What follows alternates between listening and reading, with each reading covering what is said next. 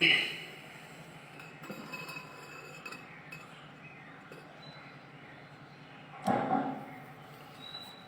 గురుభ్యో నమః.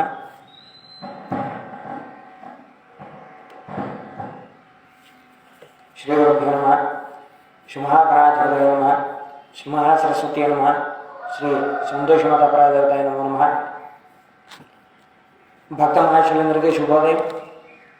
నేటి రోజున కార్తీక మాసంలో 18వ రోజు. దాంట్లో భాగంగా 18వ అధ్యాయం గురించి ఇప్పుడు చెప్పుకుందాం. మంచి పనులు చేయటం వలన కలిగేటువంటి ప్రభావం ఎలాంటిదో ఈ అధ్యాయంలో తెలుసుకుందాం. ఓ మణిచంద్ర, మీ దర్శనం వలన ధన్యుడనైతిని. సంశయములు తీరినట్లు జ్ఞానోపదేశం చేసిదిరి. నేటి నుండి మీ శిష్యుడనైతిని. తండ్రి, తల్లి, గురువు, అన్న అన్ని బంధములు మీరే. నా పూర్వపుణ్య ఫలితముల వలనే కదా మీ బోటి పుణ్యపురుషుల సాంగత్యం లభించినది. లేనిచో నేను మహాపాపినై మహారణ్యంలో ఒక మొద్దుబారిన చెట్టునై ఉండగా తమ కృప వలననే నాకు మోక్షం కలిగినది కదా. మీ దర్శన భాగ్యం లేని ఎడల ఈ కీకారణ్యంలో తరతరాలుగా చెట్టు రూపమున ఉండవలసి వచ్చేది కదా. అటువంటి నేనెక్కడ? మీ దర్శన భాగ్యం ఎక్కడ? నాకు సద్గతి ఎక్కడ? పుణ్యఫల ప్రదాయమగు ఈ కార్తీక మాసం ఎక్కడ? పాపాత్ముడకు నేనెక్కడ? ఈ విష్ణు ఆలయమునందు ప్రవేశించుటం ఎక్కడ? అని ఇన్నియును దైవికముకు ఘటనలు తప్ప మరి ఒకటి కాదు. కావున నన్ను తమ శిష్యునిగా సంగ్రహించి సత్కర్మలను మానవుడు ఎట్లు అనుసరించవలయునో దాని ఫలం ఎట్టిదో వివరంగా తెలపండి అని ప్రార్థించాడట. ఓ ధనలోభ, నీవు అడిగిన ప్రశ్నలన్నీ మంచివే. అవి అందరికీ ఉపయోగార్థమైనట్టివి కావున వివరించదును. శ్రద్ధగా ఆలకించుము. ప్రతి మనుషుడును ఈ శరీరమే సుస్థిరమని నమ్మి జ్ఞానశూన్యుడగుచున్నాడు. ఈ భేదము శరీరమునకే గాని ఆత్మకు లేదు. అట్టి ఆత్మజ్ఞానం కలుగుటకే సత్కర్మలు చేయవలనని సకల శాస్త్రములు ఘోషించుచున్నవి. సత్కర్మనాచరించి వాటి ఫలము పరమేశ్వరార్పితమునరించిన జ్ఞానము కలుగును. మానవుడు ఏ జాతివాడో ఎటువంటి కర్మలు ఆచరించవలనో తెలుసుకొని అటువంటివి ఆచరింపవలను.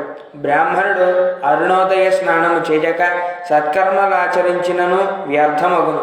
అటులనే కార్తీక మాసమందు సూర్య భగవానుడు తులారాశిలో ప్రవేశించుచుండడుగాన వైశాఖ మాసములో సూర్యుడు మేషరాశిలో ప్రవేశిస్తాడు.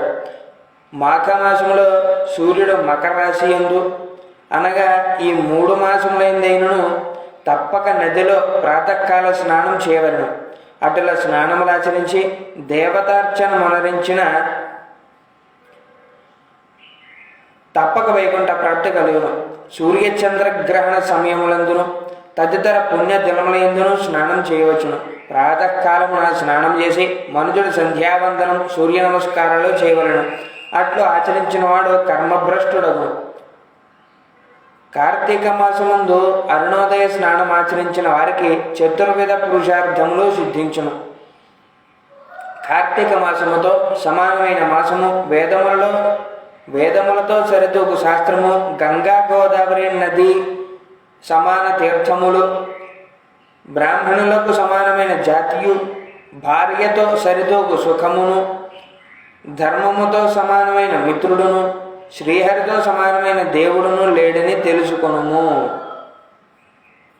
కార్తీక మాసమందు విద్యుక్త ధర్మముగా స్నానాదులు ఆచరించిన వారు 1,000,000 యాగములు చేసిన ఫలితమును పొంది వైకుంఠమునకు వెళ్ళుదురు అని అంగీరసుడు చెప్పగా విని మరలా ధనలోపుడు ఇట్లు ప్రశ్నించాడు.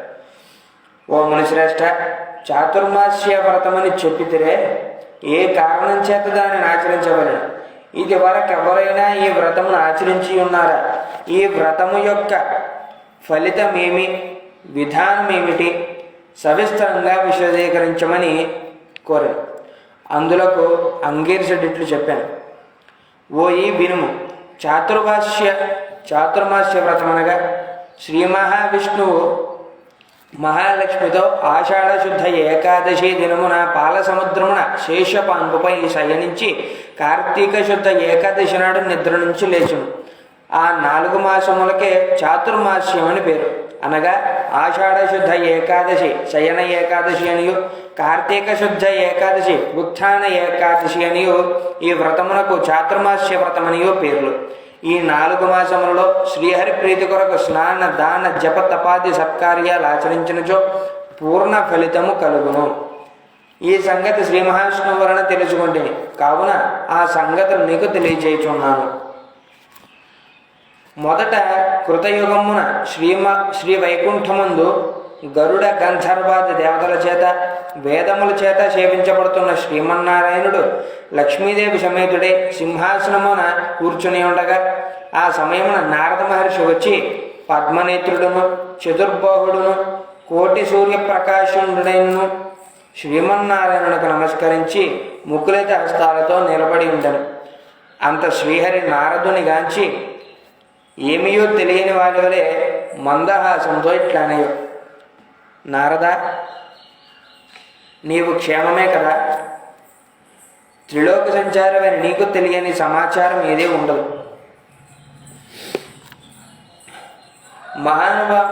మహామునుల సత్కర్మానుష్ఠానములు ఎట్టి విఘ్నములు లేక సాగుచున్నవా? మానవులందరూ వారికి విధించబడిన ధర్మములు ఆచరించుచున్నారా? ప్రపంచంలోనే అరిష్టములు లేక ఉన్నవి కదా. ప్రపంచంలో అరిష్టములు అనేకము ఉన్నాయి కదా అని కుశల ప్రశ్నలు అడిగాను. అంత నారదుడు శ్రీహరికి ఆదిలక్ష్మికి నమస్కరించి, ఓ దేవ, ఈ జగమున నీవెరుగని విషయములేవియో లేవు. అయినను నన్ను చెప్పమనుటకే నీవు వినవించుచున్నావు. ప్రపంచంలో కొందరు మనుష్యులు మునులు కూడా తమకు విధించిన కర్మలను నిర్వర్తించడం లేదు. వారెట్లు విముక్తులగుదురో తెలియకుండా ఉన్నాను. కొందరు భుజించకూడదగిన పదార్థములు తినుచున్నారు. కొందరు పుణ్యవ్రతములు చేయుచు అవి పూర్తిగాక మునిపే మధ్యలో మానివేచున్నారు. కొందరు సదాచారులుగా, మరికొందరు అహంకార సహితులుగా, పరనిందాపరాయణులుగా జీవించుచున్నారు. అట్టి వారిని సత్కృపతో పుణ్యాత్ములను అనర్చి రక్షింపమని ప్రార్థించాను. జగన్నాటక సూత్రధారుడైన శ్రీమన్నారాయణుడు కలబరబడి లక్ష్మీదేవితో గరుడ గంధర్వాది దేవతలతో వేల కొలది మహర్షులున్న భూలోకానికి వచ్చి ముసలి బ్రాహ్మణ రూపంతో ఒంటరిగా తిరుగుచుండెను. ప్రపంచమంతయు తన దయావలోకమున వీక్షించి రక్షించుచున్న దామోదరుడు ప్రాణుల భక్తి శ్రద్ధలను పరీక్షించుచుండెను. పుణ్యక్షేత్రములు, పుణ్యనదులు, పుణ్యాశ్రములు తిరుగుచుండెను. ఆ విధముగా తిరుగుతున్న భగవంతుని గాంచి కొందరు ముసలివాడని ఎగతాళి చేయుచుండేది. కొందరు ఈ ముసలివాణితో మనకేమి పని అని ఊరకుండేది. కొందరు గర్విష్ఠులైరి, మరికొందరు కామార్తులై శ్రీహరిని కన్నెత్తి అయినను చూడకుండేది. వీరందరినీ భక్తవత్సరుడకు శ్రీహరి గాంచి వీరినెట్లు తరింపజేతునా అని ఆలోచించుచు ముసలి బ్రాహ్మణ రూపమును విడిచి శంఖచక్ర గద పద్మ కౌస్తుభ వనమాల్యాది అలంకార సహితుడై నిజ రూపమును ధరించి లక్ష్మీదేవి తోడను భక్తుల తోడను మునిజన ప్రీతికరమకు నైమిషారణ్యమునకు వెళ్ళాను. ఆ వనమందు తపస్సు చేసుకొనుతున్న ముని పుంగవులు స్వయముగా తమ ఆశ్రమములకు వచ్చినటువంటి సచ్చిదానంద స్వరూపుడకు శ్రీమన్నారాయణుని దర్శించి భక్తి శ్రద్ధలతో ప్రణమిల్లి అంజలి ఘటించి ఆదిదైవములకు లక్ష్మీనారాయణుట్లు స్తోత్రము గావించరు. శాంతాకారం భుజగశయనం పద్మనాగం సురేషం విశ్వాకారం గగన సదృశం మేఘవర్ణం శుభాంగం లక్ష్మీకాంతం కమలనయనం యోగి హృద్యానగమ్యం వందే విష్ణుం భవభయహరం సర్వలోకైకనాథం లక్ష్మీం క్షీరసముద్రరాజతనయాం శ్రీరంగధామేశ్వరీం దాసీభూత సమస్తదేవవనితాం లోకైక దీపాంకురాం శ్రీమన్మంద కటాక్షలబ్జ విభవద్ బ్రహ్మేంద్ర గంగాధరాం త్వాం త్రైలోక్య కుటుంబినీం సరసిజాం వందే ముకుంద ప్రియాం.